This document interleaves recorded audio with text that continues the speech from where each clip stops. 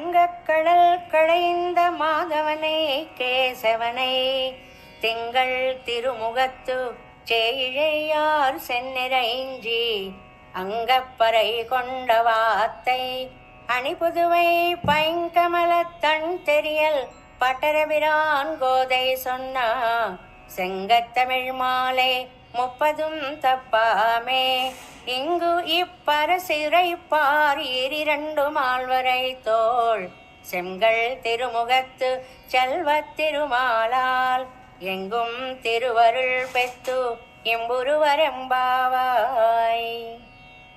గోదాదేవి ఆనాడు గోపికలు ఆచరించిన వ్రతాన్ని తాను అనుకరించి గోపికలు శ్రీకృష్ణుని భర్తగా పొందినట్లే తాను శ్రీరంగనాథుని భర్తగా పొందింది.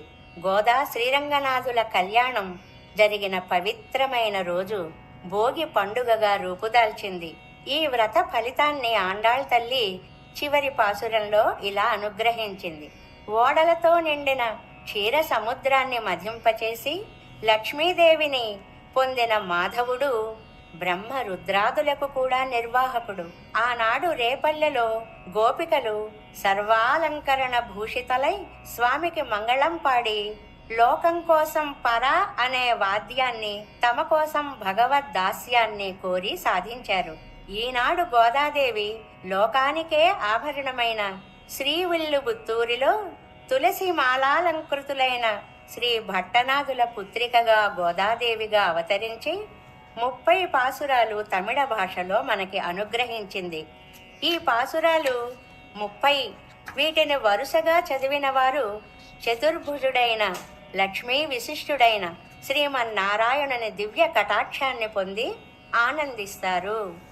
ఆనాడు తల్లి అలా వ్రతం చేసింది అని అనుకున్నా చాలు ఫలితం వస్తుంది అని ఒక విశేషార్థాన్ని చెప్పారు మన శ్రీ పరాశర భట్టర్ వారు. అందువలన అందరం ఈ తిరుప్పావై వ్రతం చేద్దాం, స్వామి కటాక్షం పొందుదాం.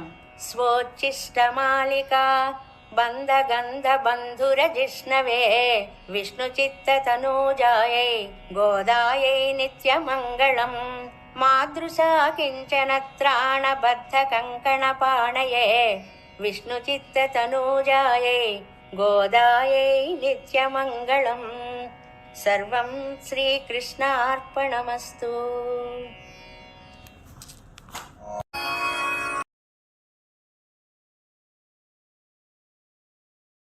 రంగుల పుట్టిల్లు తెలుగులో గిల్లు ముగ్గులతో వాకిట విరిసే హరివిల్లు కురిసె మంచు జల్లు